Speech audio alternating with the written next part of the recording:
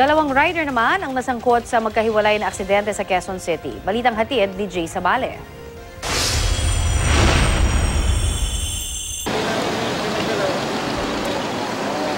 Nang dahil sa basang kalsada, isang rider ang sumalpok sa isang taxi sa panulukan ng Aurora Boulevard at Potsdam Street, Barangay Silangan, QC, pasado alas 2 ng madaling araw kanina.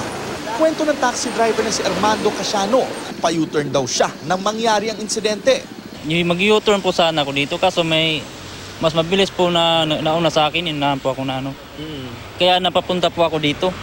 Tapos nang paghinto ko po dyan, nagulat lang po ako din. Nasadsad na po siya dyan sa ano, bago sumalpok, pero tumba na po siya dyan papunta sa taxi. Paghinto ko po dyan, siya madanda na po yung takbo niya, tapos bigla na po natumba, tapos pagtumba niyang gano'n, nasadsad po siya dito papunta sa taxi.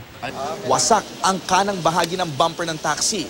Ang rider naman na si Mark Rodriguez, iniinda ang kaliwang binti. Nabigla po ako dito, sumulpot.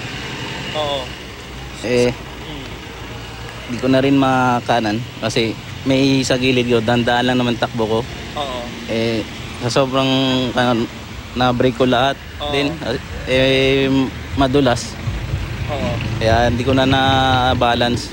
Sa may panulukan naman ng Quezon Avenue at West Avenue, Barangay West Triangle, naabutan naming nakahandusay pa sa kalsada at walang malay ang rider na nakilala bilang si Telesforo Bartolome. Natumbok niya kasi ang likuran ng taxi na nakahinto sa stoplight alauna na madaling araw. Mga 10 seconds na ako nakahinto. Biglang dumating yan, sinalpok ako. 3 ang sakay ng motor, ngunit ang driver lamang nito ang nasaktan sa insidente. Ayon sa responding tauhan ng MMDA. Sabi daw ng angkas po, nakainom daw po. Tinakbo ang sugatang motorcycle riders sa ospital. Jay Sabale, GMA News.